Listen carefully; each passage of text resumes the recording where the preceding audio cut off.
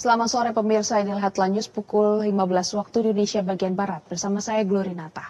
Pemirsa menyambut Hari Raya Idul Fitri 1446 Hijriah, Masjid Istiqlal menggelar malam takbiran serta melakukan persiapan sholat id yang digelar pada esok hari.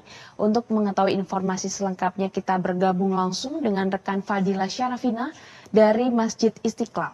Selamat sore Dila. Selamat sore pemirsa, inilah Headline News pukul 16 waktu Indonesia bagian Barat bersama saya Glory Nata. Pemirsa, sebanyak 69.556 unit pemudik motor sudah menyeberang ke Pulau Sumatera melalui pelabuhan Pelindo Ciwandan, Cilegon, Banten. Pemudik motor diprediksi akan terus bertambah hingga malam nanti. Hingga H-1 Hari Raya Idul Fitri 1446 Hijriah, stasiun Gambir masih dipadati para pemudik yang meninggalkan wilayah Jakarta menuju ke kampung halamannya masing-masing. Namun ada yang harus diperhatikan, yakni pendaftaran face recognition atau scan wajah sebagai syarat masuk ke gerbang keberangkatan. Berikut laporan jurnalis Metro TV Andre Septian dan juru kamera Dirhamsyah dari stasiun Gambir, Jakarta Pusat.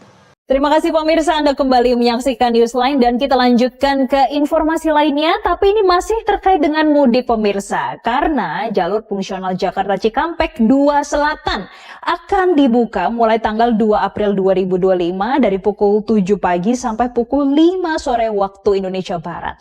Ya, kendaraan yang dapat melalui Japek 2 Selatan ini adalah kendaraan golongan 1.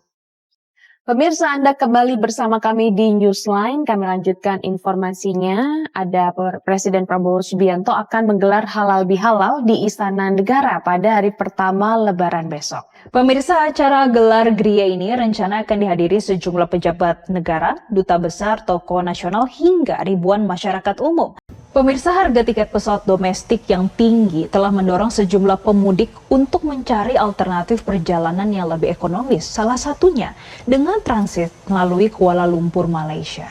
Nah, beberapa pengalaman untuk menunjukkan bahwa rute ini dapat menghemat biaya perjalanan secara signifikan. Sementara itu pemirsa, Presiden ke-7 Republik Indonesia Joko Widodo akan merayakan Lebaran Idul Fitri 1446 Hijriah di kota Surakarta, Jawa Tengah. Meski tidak melakukan open house, namun Joko Widodo mempersilahkan jika ada warga yang akan datang ke kediamannya. Pemirsa, pemerintah memastikan tidak akan ada pemaksaan kepada warga Rempang dalam program transmigrasi lokal. Hal tersebut disampaikan langsung oleh Menteri Transmigrasi saat berkunjung ke Pulau Rempang, Batam.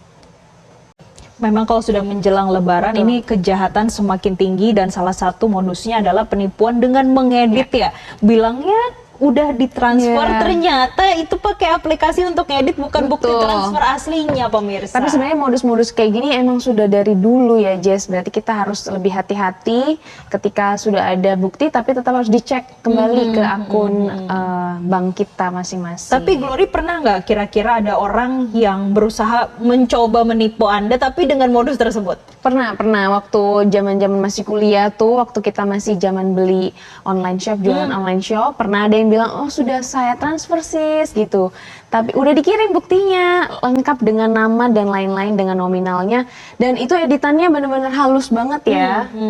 Dan tidak terlihat. Menjadi perhatian bagi masyarakat ya, supaya tidak mudah tertipu. Apalagi kalau melihat transfer-transferan pemirsa, jangan lupa untuk selalu mengecek akurat atau tidak. Apalagi kalau ini ternyata modus penipuan, jangan sampai pemirsa.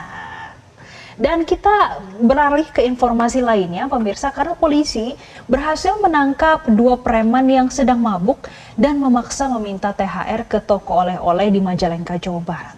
Aksi 2 pelaku terekam kamera CCTV milik korban. Menjelang Hari Raya Idul Fitri, warga di Kabupaten Berau, Kalimantan Timur bersedih lantaran banjir yang mengepung sejak 4 hari lalu belum kunjung surut pemirsa. Sementara itu tingginya intensitas hujan juga membuat debit air di Sungai Bawah Tanah, Pantai Baron, Yogyakarta membludak.